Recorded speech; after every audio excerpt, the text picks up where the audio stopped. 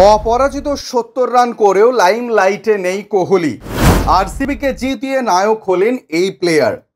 চলতি বছরে আইপিএলে বিরাট কোহলি যে দুর্দান্ত ফর্মে রয়েছেন তা আর বলার অপেক্ষা রাখে না।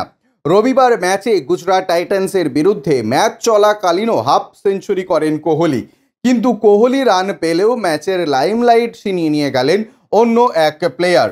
মূলত আরসিবির তারকা খেলোয়াড় উইল জ্যাকস ব্যাট হাতে আজকের ম্যাচের যে ভীষণ তাণ্ডব চালালেন তা প্রত্যক্ষ করে তাকে ছাড়া অন্য কাউকে ম্যাচের সেরা হিসেবে বেছে নেওয়া আদৌ সম্ভব ছিল না।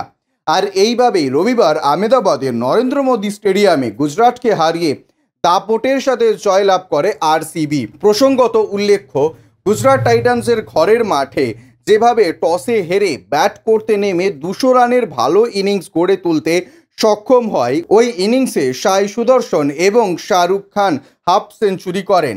এমতাবস্থায় আরসিবির হয়ে একটি করে উইকেট পান সাম্পিল সিং, মোহাম্মদ সিরাজ ও গ্লেন ম্যাক্সওয়েল। এদিকে পাল্টা ব্যাট করতে নেমে রীতিমতো তাণ্ডব শুরু করে আরসিবি ব্যাটাররা।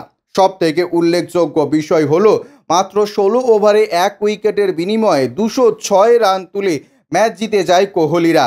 আর এই ইনিংসে যার সব থেকে বেশি কৃতিত্ব রয়েছেন তিনি হলেন উইল জ্যাকস।